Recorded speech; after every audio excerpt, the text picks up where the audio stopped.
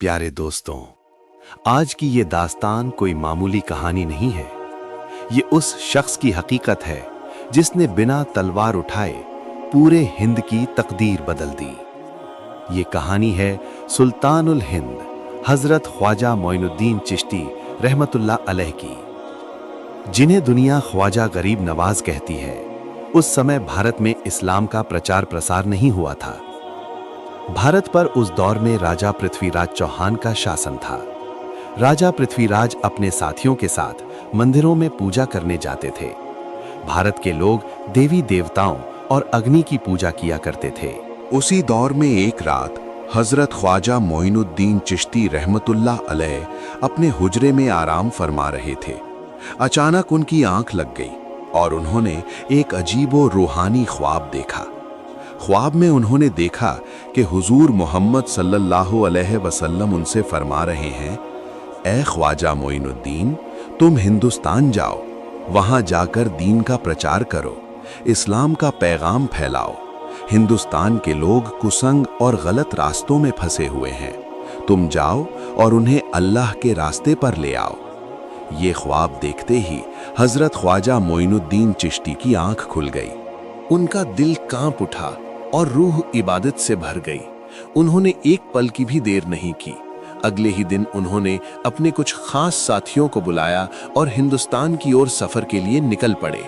संजर से चलकर इराक, खुरासान और समरकंद जैसे इलाकों से होते हुए आखिरकार हजरत ख्वाजा मोइनुद्दीन गरीब नवाज रहमतुल्लाह अलैह अजमेर शरीफ पहुंचे। उस समय अजमेर पर राजा पृथ्वीराज चौहान का शासन था और उनकी हुकूमत के सामने किसी को बोलने या सवाल उठाने की हिम्मत नहीं होती थी। लंबा और कठिन सफर तय करने के बाद ख्वाजा गरीब नवाज तारागढ़ पहाड़ की छाया में कुछ देर आराम करने के लिए बैठ गए। उसी दौरान नमाज का वक्त हो गया। ख्वाजा साहब ने अपने साथियों से फरमाया कि वुजू के लिए पानी की तलाश करो, क्योंकि नमाज अदा करना जरूरी है। ये सुनकर उनके दो साथी लोटा लेकर पानी खोजने निकल पड़े। कुछ दूर जाने के बाद उन्हें एक बड़ा तालाब दिखाई दिया, जिसे आज दुनिया आना सागर के नाम से जानती है। उस समय हिंदू समाज के लोगों का मानना था कि आना सागर का पानी बहुत पवित्र है। उनका विश्वास था कि अगर कोई इंसान पूरा दिन गुनाह करे और फिर इस तालाब में स्नान कर ले तो उसके सारे गुनाह धुल जाते हैं। इसी वजह से वहां के लोग और राजा पृथ्वीराज चौहान के सिपाही तालाब की कड़ी निगरानी करते थे।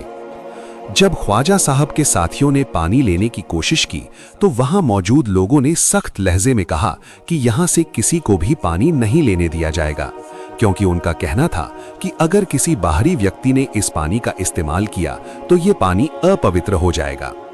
ये बात सुनते ही ख्वाजा गरीब नवाज के साथी बिना पानी लिए ही वापस लौट आए। जब वे ख्वाजा गरीब नवाज के पास पहुंचे तो आपने फरमाया, क्या हुआ, पानी नहीं लाए? साथियों ने अदब से अर्ज किया, हुजूर, हम पानी लाने गए थे, लेकिन वहां से पानी लेने से मना कर दिया गया। आना सागर पर राजा पृथ्वीराज के सिपाही पहरा देकर बैठे हैं, उन्होंने हमें पानी लेने नहीं दिया। ये सुनते ही ख्वाजा गरीब नवाज ने अपने करीबी साथी को हुक्म दिया, तुम फिर से जाओ और पानी से कह देना कि ये पानी तुम्हें ख्वाजा गरीब नवाज बुला रहे हैं। ख्वाजा साहब का हुक्म सुनकर दोनों साथी दोबारा आना सागर की तरफ चले। उन्होंने देखा कि तालाब पर अब भी सिपाहियों का सख्त पहरा लगा हुआ है। वे हिम्मत करके आना सागर के पास पहुंचे और अदब से कहा, ए पानी, तुम्हें ख्वाजा साहब बुला रहे हैं। इतना कहना था कि अल्लाह के हुक्म से आना सागर का सारा पानी सिमटकर एक फकीर के कासे में समा गया। पानी लेकर जब वे साथी ख्वाजा गरीब नवाज के पास पहुंचे तो कुछ ही देर बाद अजान की सदा बुलंद हुई। कहा जाता है कि ये भारत की धरती पर दी गई पहली अजान थी। उस समय वहां के लोग जो मूर्तियों और अग्नि की पूजा किया करते थे, हैरानी से एक दूसरे से पूछने लगे, ये कौन पुकार रहा है और किसकी इबादत की जा रही है? ये सब देखकर आना सागर पर मौजूद सिपाही हैरान रह गए। उनके बीच अफरा तफरी मच गई जब उन्होंने देखा कि एक छोटे से कूजे में पूरा आना सागर का पानी भरकर ले जाया गया है। तो सिपाही घबराकर सीधे राजा के दरबार की ओर दौड़ पड़े। दरबार में पहुंचकर वे रोते गिड़गिड़ाते हुए बोले, हुजूर, अब तो हमारे जानवर भूखे और प्यासे मर जाएंगे।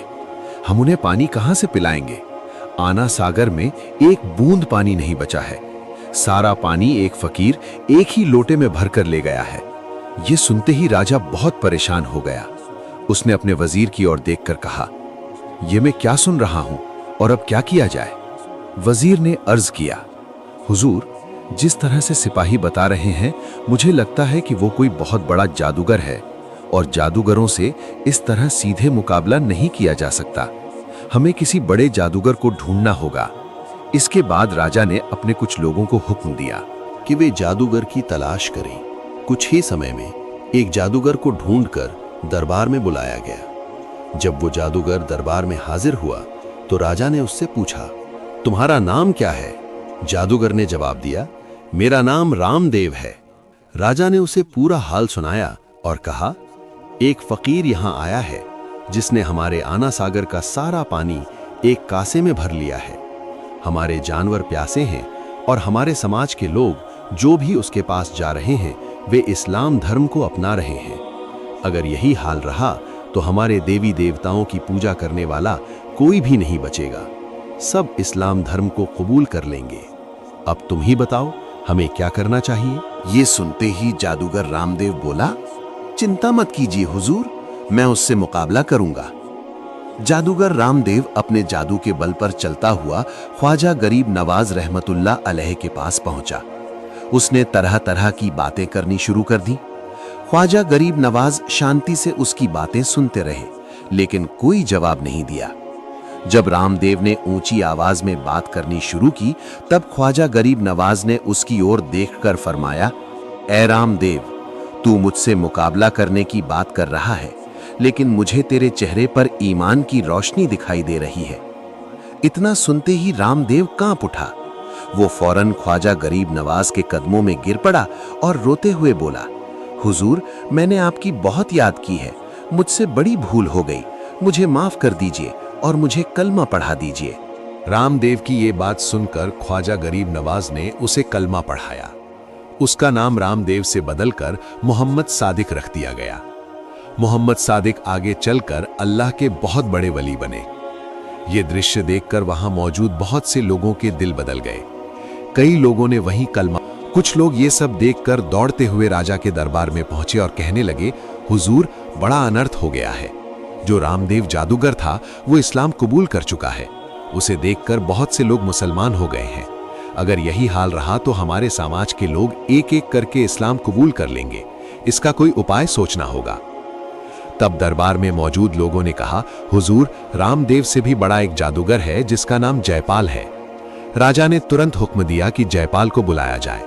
राजा का हुक्म मिलते ही कुछ लोग जयपाल के घर पहुंचे। उन्होंने देखा कि जयपाल अपनी जादूगरी के जरिए हवा में उड़ रहा था।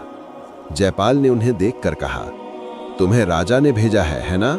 सिपाहियों को लगा कि अब काम आसान हो जाएगा। उन्होंने सारा मामला जयपाल को बता दिया। जयपाल बोला, चलो मैं अभी राज दरबार पहुंचता हूं। थोड़ी ही देर में जयपाल राजा के दरबार में पहुंचा। राजा ने पूरी बात उसे समझाई। इसके बाद जयपाल जादूगर ख्वाजा गरीब नवाज से मुकाबला करने के लिए निकल पड़ा। जब जयपाल ख्वाजा गरीब नवाज के पास पहुंचने वाला था, उस समय ख्वाजा गरीब नवाज नमाज में मशगूल थे। जयपाल ने अपने जादू से ख्वाजा गरीब नवाज पर जादू चलाना शुरू कर दिया। नमाज पूरी करके सलाम फेरने के बाद ख्वाजा गरीब नवाज ने अपने चारों ओर एक घेरा बना दिया। जयपाल जो भी जादू उस घेरे के भीतर फेंकता, वो घेरे के बाहर ही खत्म हो जाता। जयपाल ने अपना सारा जादू इस्तेमाल कर लिया, लेकिन एक भी जादू कामयाब नहीं हुआ। सभी जादू नाकाम हो गए। तब जयपाल ने सोचा कि अब पीछे से वार किया जाए। वो पीछे गया और तारागढ़ पहाड़ से एक बहुत बड़ा पत्थर उठाकर ख्वाजा गरीब नवाज की ओर फेंक दिया। उसी समय ख्वाजा गरीब नवाज ने फरमाया, ए पत्थर, अगर तू अल्लाह की तरफ से भेजा गया है तो मुझ पर गिर जा, और अगर तू जादूगर की तरफ से भेजा गया है तो वहीं रुक जा। तुरंत उस पत्थर से आवाज आने लगी, या गरीब नवाज, मैं इस जादूगर की तरफ से भेजा गया हूं, आप मुझे सहारा दे दीजिए। ख्वाजा गरीब नवाज ने अपनी 2 उंगलियों से उस पत्थर को सहारा दे दिया। इतिहास गवाह है कि आज भी उस पत्थर पर उंगलियों के निशान मौजूद हैं। ये पत्थर आज भी अजमेर शरीफ में मौजूद है। जब आप तारागढ़ पहाड़ पर जाएंगे तो वो पत्थर आपको आज भी देखने को मिलेगा। जब जादूगर जयपाल अपनी सारी जादुई ताकत आजमा चुका तो उसे समझ आ गया कि अब उसका कोई भी जादू काम करने वाला नहीं है। वो घबरा गया और अपनी जादू की शक्ति के सहारे हवा में उड़ने लगा ताकि वहां से भाग सके। उसी समय ख्वाजा गरीब नवाज रहमतुल्लाह अलैह ने अपने खड़ाओं यानी अपनी पवित्र जूती को हुक्म दिया, जाओ और इस जादूगर को सबक सिखाते हुए मेरे पास लेकर आओ। इतना कहना ही था कि ख्वाजा गरीब नवाज की खड़ाऊं हवा में उड़ती हुई गई और जादूगर जयपाल को मारती पीटती हुई पकड़कर ख्वाजा गरीब नवाज के कदमों में ले आई। ये दृश्य देखकर वहां मौजूद तमाम लोग दंग रह गए। ख्वाजा गरीब नवाज के कदमों में गिरते ही जयपाल जादूगर गिड़गिड़ाने लगा और रोते हुए बोला, हुजूर, मुझे माफ कर दीजिए, मुझसे बहुत बड़ी गलती हो गई है। मुझे अपनी गुलामी में ले लीजिए और मुझे कलमा पढ़ाकर इस्लाम में दाखिल कर लीजिए। जयपाल की ये हालत देखकर ख्वाजा गरीब नवाज रहमतुल्लाह अलैह का दिल पसीज गया। उन्होंने उसे उठाया, उसे कलमा पढ़ाया और फरमाया, तू आया था जोगी जयपाल बनकर और अब मैं तुझे अब्दुल्लाह बियाबानी बनाकर उठा रहा हूँ। प्यारे दोस्तों, ख्वाजा गरीब नवाज रहमतुल्लाह अलैह ने अब्दुल्लाह बियाबानी की एक खास खिदमत लगा दी। आज भी अजमेर शरीफ में ऐसा माना जाता है कि अगर कोई मुसाफिर रास्ता भटक जाए तो अब्दुल्लाह बियाबानी किसी भी भेस में आकर उसे सही रास्ता बता देते हैं। अजमेर शरीफ की गलियों में ये बात आज भी मशहूर है कि ख्वाजा गरीब नवाज के ये खादिम आज भी खामोशी से लोगों की मदद करते रहते हैं। प्यारे दोस्तों, आज के लिए बस इतना ही। अगर आपको ख्वाजा गरीब नवाज रहमतुल्लाह अलैह का ये वाक़या पसंद आया हो तो इसे अपने दोस्तों और अपनों के साथ ज़रूर शेयर करें। वीडियो को लाइक करें, अपनी कीमती राय कमेंट में लिखें और ऐसे ही ईमान बढ़ाने वाले रूहानी वाक़ये देखने के लिए हमारे चैनल को सब्सक्राइब करना बिल्कुल ना भूलें। अगली वीडियो में फिर मुलाकात होगी एक और सच्चे और दिल को छू लेने वाले वाक़ये के साथ। अल्लाह हाफिज़।